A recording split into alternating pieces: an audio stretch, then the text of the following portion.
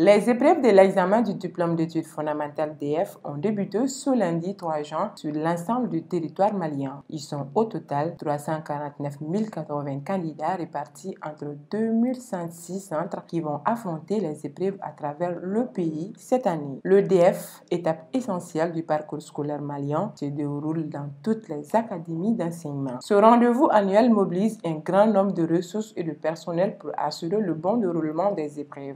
L'objectif est de garantir que chaque candidat puisse composer dans des conditions optimales et équitables. Selon un communiqué du ministère de l'Éducation nationale rendu public le 29 mai 2024, qu'à la veille des examens de fin d'année scolaire, certains essayent de saboter les examens à travers la publication via les réseaux sociaux de sujets corrigés, anciens, nouveaux et aussi pendant la période de déroulement des examens. De telles pratiques sont susceptibles de déconcentrer et de distraire les candidats. Elles sont de nature à jeter le discrédit sur les évaluations et à ternir l'image de l'école malienne. Elles tombent sous le coup de la cybercriminalité. Face à cette situation, le ministre de l'Éducation nationale, en collaboration avec le procureur du pôle de lutte contre la cybercriminalité, informe les candidats, les parents d'élèves et le personnel chargé de la gestion des centres d'examen que ces actes seront interdits avant et après le déroulement des examens, car toute personne surprise sera poursuivie par les services compétents et mise à la disposition du pôle de lutte contre la cybercriminalité, ainsi que ceux qui se permettra de créer des groupes sur les réseaux sociaux afin de diffuser les informations relatives aux examens. Les administrateurs, les membres de ces groupes et les visiteurs sont paisibles de même poursuite.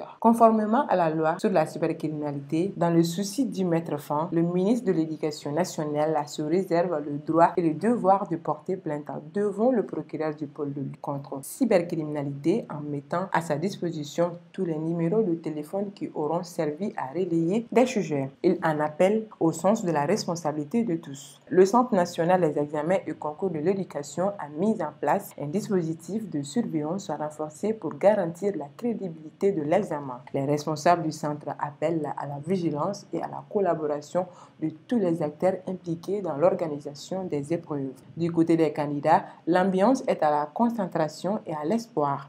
Certains se disent prêts après 2 mois de révision intense, tandis que d'autres abordent l'examen avec un peu plus d'appréhension. Rappelons que l'examen du DF démarre quelques jours après la fin des épreuves du certificat d'aptitude professionnelle CAP, un examen au cours duquel aucun cas de fraude n'a été signalé selon les autorités scolaires.